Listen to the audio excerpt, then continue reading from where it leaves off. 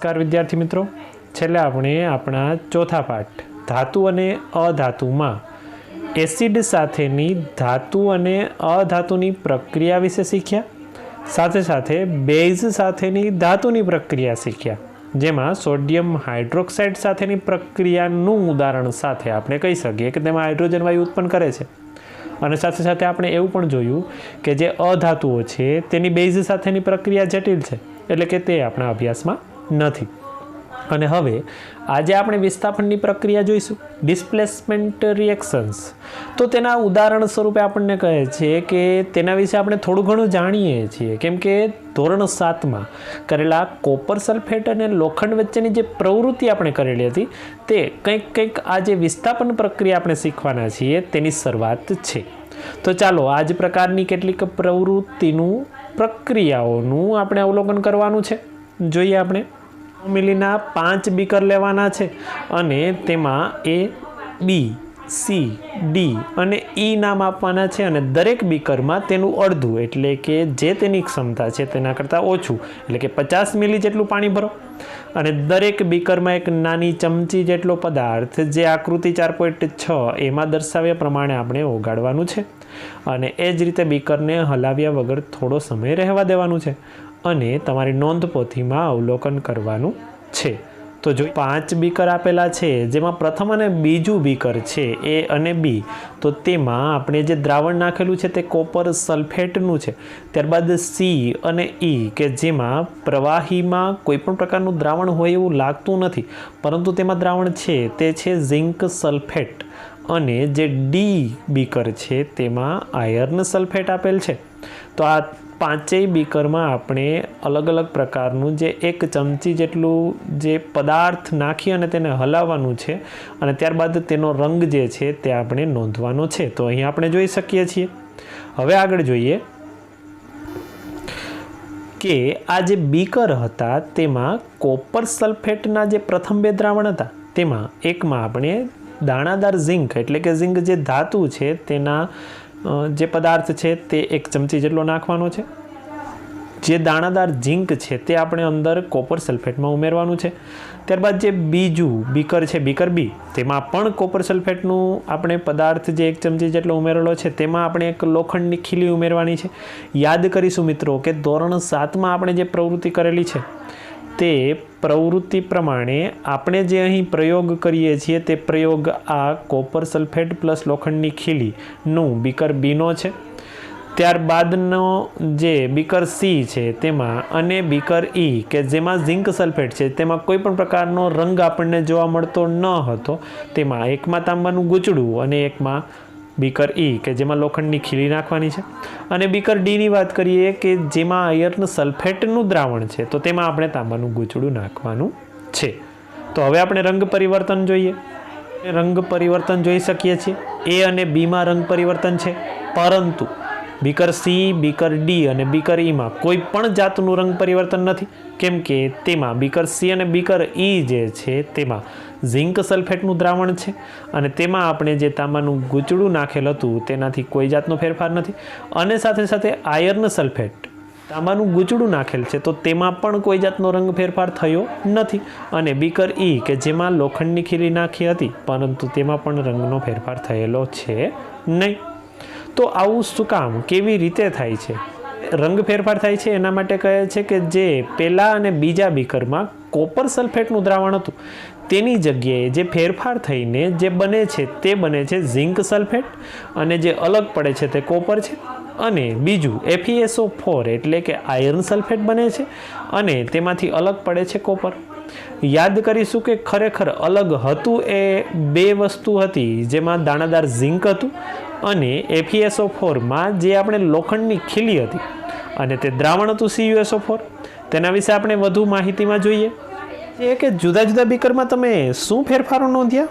તો તમે વાંચ્યું કે એક ધાતુ બીજા ધાતુનું તેના જલીય દ્રાવણના સંયોજનમાંથી વિસ્થાપન કરે છે અને બીકર Aમાં જે ઝિંક આપણે દાણાદાર ઝિંક નાખેલું હતું અને તે જે દ્રાવણ હતું કોપર સલ્ફેટ, તો તે કોપર સલ્ફેટના દ્રાવણમાંથી આ ઝિંક નાખવાથી કોપર અલગ પડી જાય છે અને એટલે જ કોપર સલ્ફેટનો જે રંગ ભૂરો હતો તે દૂર થાય છે. અને લાલ રંગના પાવડર જેવો તાંબાનો જથ્થો બીકરના તળિયે એકઠો થાય છે કે જે અલગ પડેલું કોપર દર્શાવે છે. અને આ પ્રક્રિયાને નીચે મુજબ દર્શાવી શકાય, જે આપણે જોઈએ કે જે છે copper sulphate CuSO4 plus zinc કે જે આપણે બનાવેલું હતું અને તેમાં આપણે ઝિંક નાખેલું હતું, તો ત્યારે તેનો જે રંગ હતો તે ભૂરો હતો, પરંતુ તેની પ્રક્રિયાના અંતે કોપર સલ્ફેટમાંથી કોપર અલગ પડે છે અને ઝિંક જે કોપરને અલગ પાડે છે તે ઝિંક સલ્ફેટ બને છે કે જે ઝિંક સલ્ફેટનો કોઈ પણ પ્રકારનો રંગ હોતો નથી અને નીચે કોપર જમા થાય છે. બીકર બીમાં થતી પ્રક્રિયાને પણ તમે આ જ રીતે લખી શકો છો. જોઈએ તો અહીં જે બીકર એની પ્રક્રિયા છે જેને મેં લખીને અહીંયા તૈયાર કરેલ છે, જેમાં આપણે જોઈએ તો તે કોપર સલ્ફેટનું દ્રાવણ હતું કે જેને આપણે સમીકરણ સ્વરૂપે CuSO4 કહીએ છીએ અને તેમાં આપણે દાણાદાર ઝિંક નાખેલું હતું.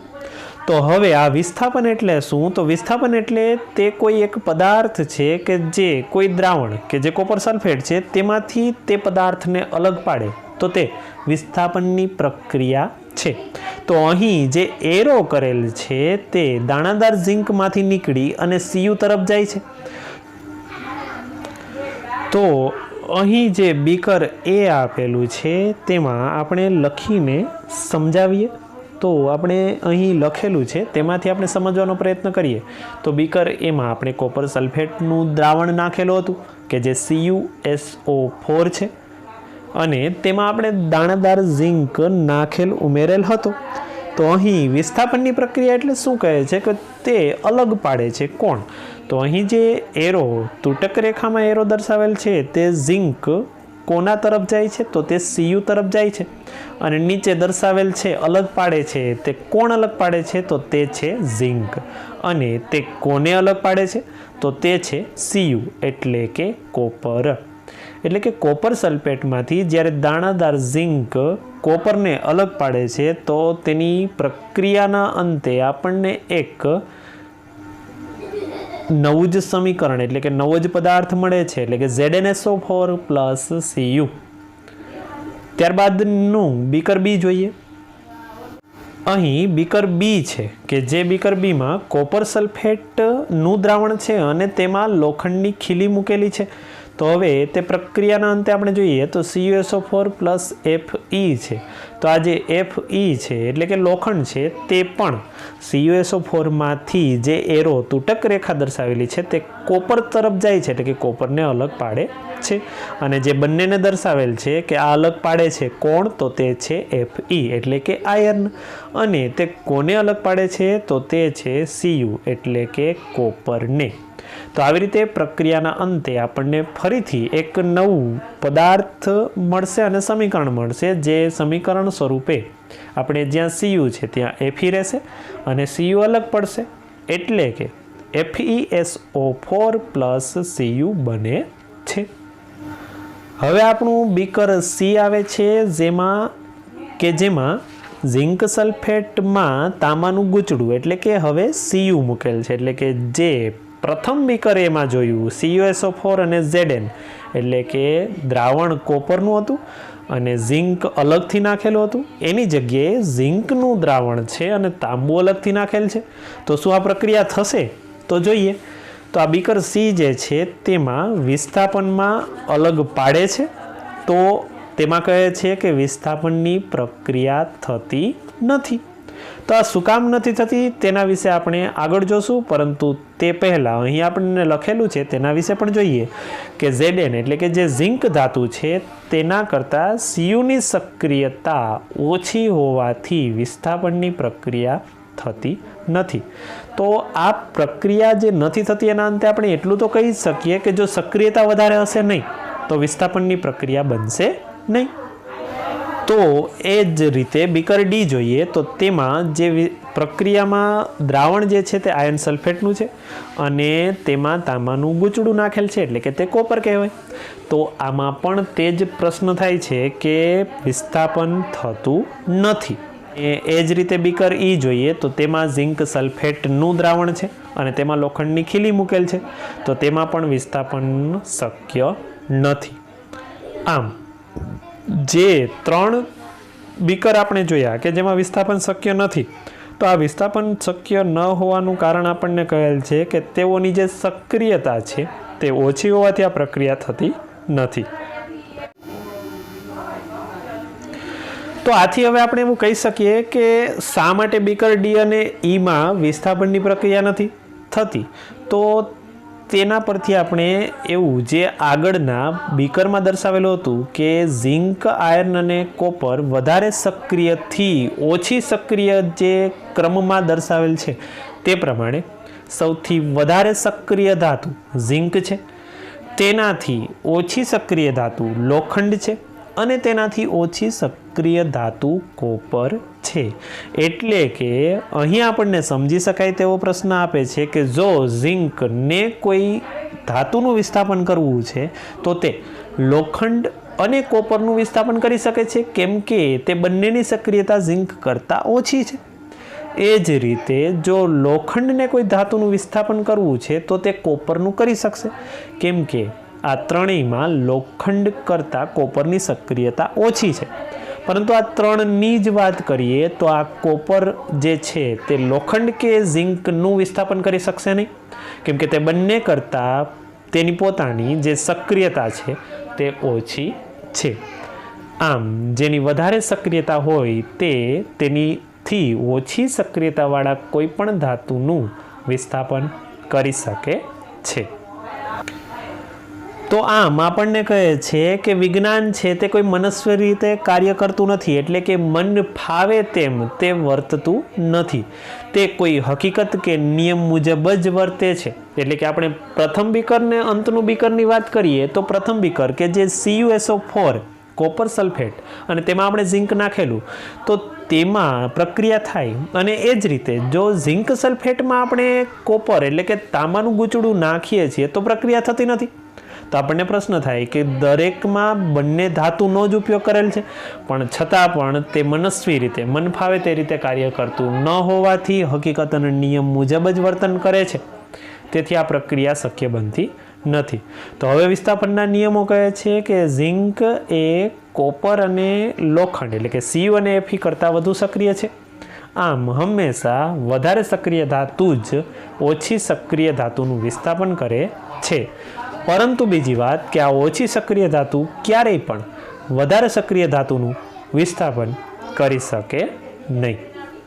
તો બીકર સીમાં કોપર એટલે કે Cu દ્વારા ઝિંકનું વિસ્થાપન થતું હશે તથા બીકર ઈમાં લોખંડ એ જે Fe છે તેના દ્વારા ઝિંકનું વિસ્થાપન થતું હશે.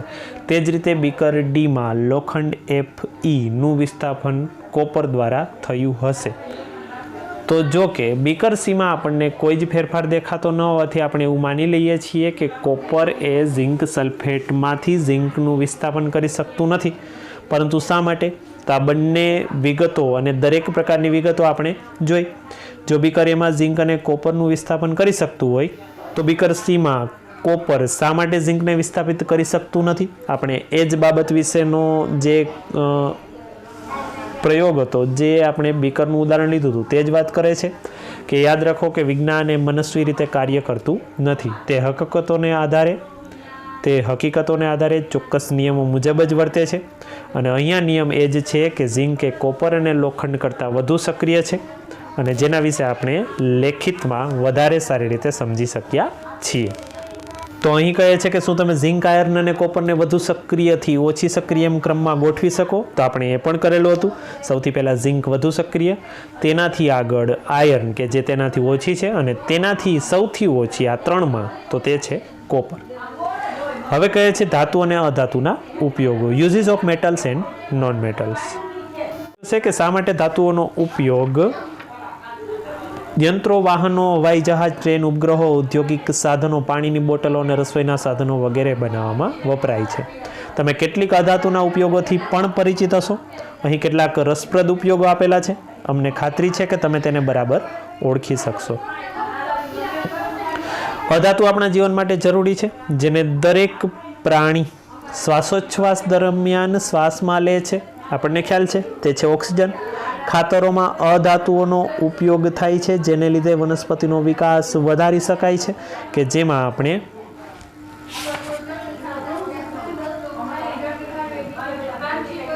ફોસ્ફરસનો ઉપયોગ કરીએ છીએ. અધાતુ પાણીને શુદ્ધ કરવાની પ્રક્રિયામાં વપરાય છે, તો તે છે ક્લોરીન. અધાતુ જાંબુડિયા રંગના દ્રાવણમાં વપરાય છે કે જે સડા નિરોધક તરીકે ઘાવ પર લગાડવામાં આવે છે, તો તે એન્ટિસેપ્ટિક છે.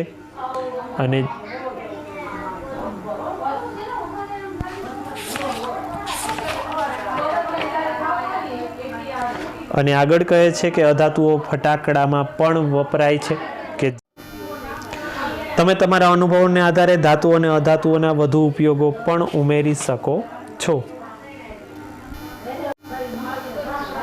હવે આગળ કહે છે કે મેં સાંભળ્યું છે કે વનસ્પતિમાં મેગ્નેશિયમ હોય છે, તે તેમાં કયા સ્વરૂપે જોવા મળે છે? તો આપણને ખ્યાલ છે કે વનસ્પતિમાં જે મેગ્નેશિયમ હોય છે તે તેમાં અંદર તત્વો જે પ્રવાહી હોય છે તેમાં અંદર ભળી ગયેલું હોય છે. અને આગળ બુજો કહે છે કે ડૉક્ટરે મારા શરીરમાં લોહ તત્વની ખામી નોંધી. મારા શરીરમાં લોહ તત્વ ક્યાં હોય? તો તે આપણા લોહીમાં ભળેલું હોય છે અને તે આપણા શરીરની અંદર કાર્ય કરવામાં ઉપયોગી છે. તો અહીં આપણો આ ચોથો પાઠ પૂર્ણ થાય છે. અસ્તુ.